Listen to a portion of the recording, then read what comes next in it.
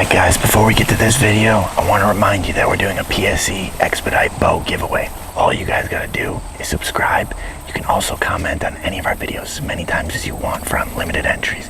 Get to it. Alright, back to the video. Well guys, we're back in the corn set again tonight. This is gonna be night number 4 in a row going after this buck and hopefully seeing this buck in a row. Assuming nothing crazy happens, I feel pretty good about it. We got a north wind, so it's coming like this, and it's a little bit easterly. So these deer, if they pop out where they did yesterday, and kind of J-hook around like they did, there's no way they're gonna smell us. So, assuming nothing crazy happens tonight, we should be able to get a good crack at this deer. Patience is starting to dwindle. I'm wanting to get more aggressive and go after him, because I can tell you about 60 yards over there, about a 60-yard circle in which he's bedded in. But we're gonna play it safe. We got a little bit of time, so hopefully we can put an arrow in this big son of a gun tonight.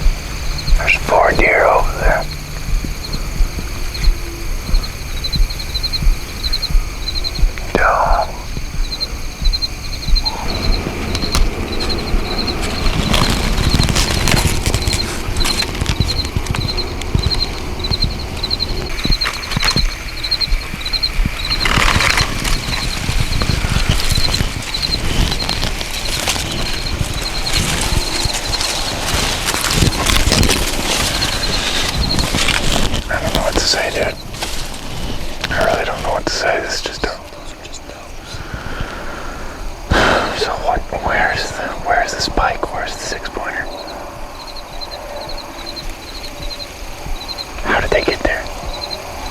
Unless they changed their bedding on a north wind. But the north wind is in our favor right now. Makes sense. But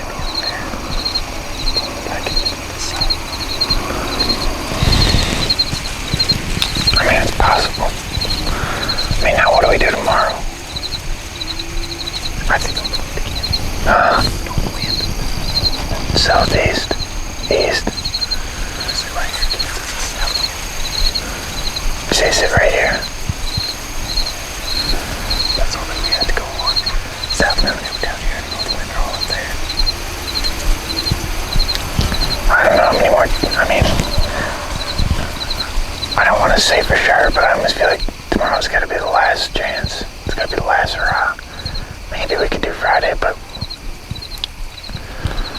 I don't know what to tell you guys that are watching right now. This one throws for a curveball. I don't know what to say about this.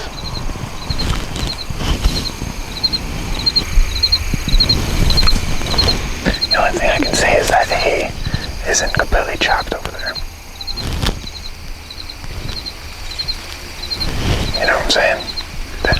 The hay is only half chopped over there, and that's what they're feeding in the older hay right now. There's no good evidence that tells me where to go tomorrow.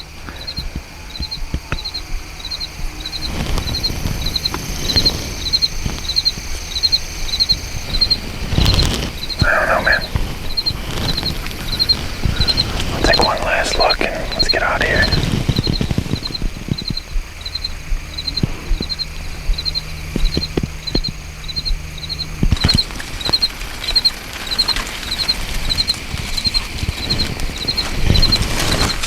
How do I want it to stand?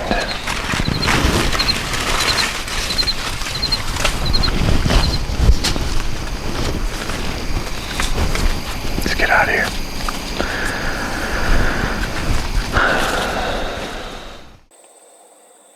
If you would have told me we would have been on a shooter buck 3 out of 4 nights in a row out in Nebraska and I wouldn't have killed him yet, I would have told you were nuts.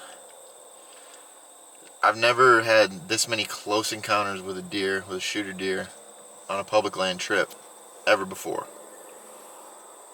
I'm telling you right now, I'm chasing longtail back home. For those of you that are unfamiliar with longtail, longtail is 165, 70 inch deer, 14 point deer. I'd rather kill this deer this year. It ain't about killing trophy deer for me, it's about the story behind it, and right now we have busted it to kill this deer. So I'm going to do whatever I got to do to kill this thing. I don't care if he's a 130 and there's other 160s running around. This is a deer I want. This is a deer I'm going to try and get. Go ahead and you can pan back there and show everybody what we're looking at. I don't care if you guys know where we're at. Once I'm done with it, I'm done with it. This is what we're going after tonight. We're sitting here game planning. He's back on them island somewhere. You can just see that left island in the frame. He's back in there. I think he's on the tip of it. So we're going to go set up down in that corn tonight. And it's make it or break it. I'm done screwing around. We're getting aggressive. Alright guys, as you can see, I look like I'm in the most ridiculous position you've ever seen in your life. That's because I am. I got a little cubby, kind of brushed out here, where he's been coming out of the corn. About 50 to 90 yards away. This is the only way I can get in on him. I hung some burlap up here, kind of block my silhouette, and I'll crawl out when he comes. It's the only way we can make an aggressive play on this deer, because we're running out of time. Swinging for the fences. You gotta do crazy stuff to kill crazy bucks, and that's what we're doing. Alright guys, about 30 minutes to 45 minutes to halftime to prime time. Been laying here for I don't know how many hours. I'm either gonna look like a really big idiot, or I'm gonna kill this deer. My patience is up. I don't care what I have to do. I'm gonna get him if he comes out. I'm at least gonna get a shot on him. I feel confident in my shot, so I will kill him. So in about the next 45 minutes, I'm gonna get up. I'm gonna hide behind these corn stalks. And then it's a waiting game. Hopefully the next video is me sending one to the pump station.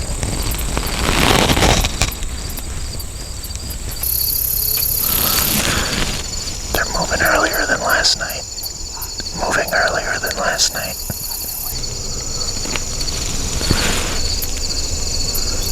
You gotta be kidding me, dude. You gotta be kidding me. You gotta be kidding me. No. Do not come blow this bedding area up. Oh my goodness. They're coming, man.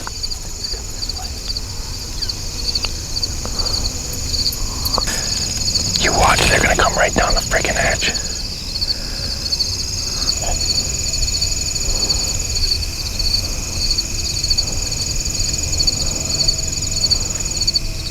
No. Oh, dude, they just went in the corn.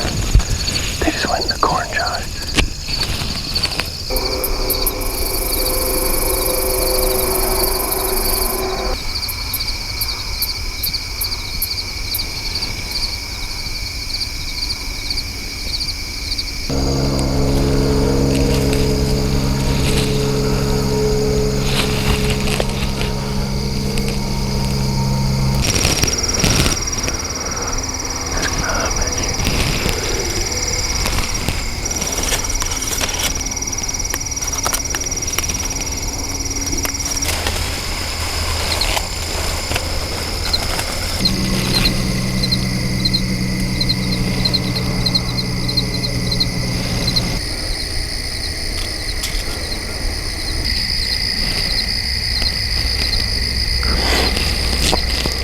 If you can hear me, Josh, it just looks like a bunch of does.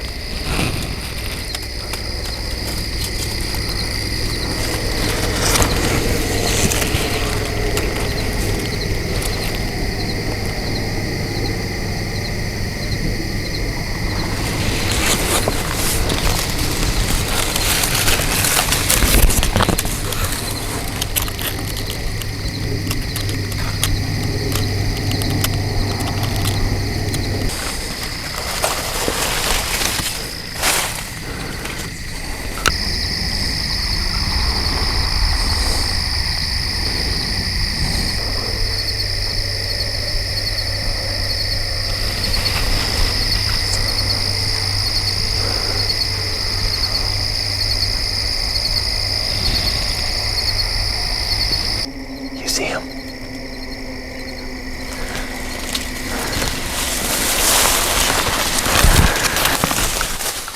You've got to be kidding me. It's a little bit of a morale booster because we saw him at least.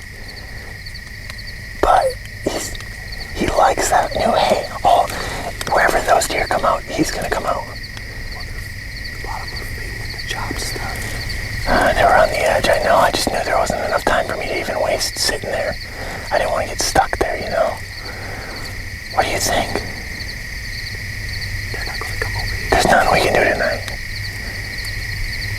Do we give this one more shot? I don't know. He's still freaking here, Josh. I don't know.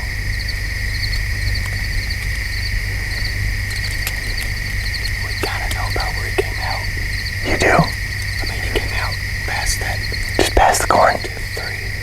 No, they came out right on the edge of the corn in the corn. Okay. We'll look back at the footage. Let's get out of here then. Right? That's all she wrote, everybody. That's the first time in my life that I've had a deer handed to me on a silver platter on public land like that, and we were just always one step behind. And I'm sure Josh can show the clips of this stuff, but night number 1, Josh finds his buck. Night number 2, we set up and make our own hay bale blind. Night number 3, well, that night that doe came in and he was coming straight to us, but like I said, just didn't want to commit. Night number 3, I think we had the tractor. Yeah, we had the tractor come through and was chopping hay right in front of us.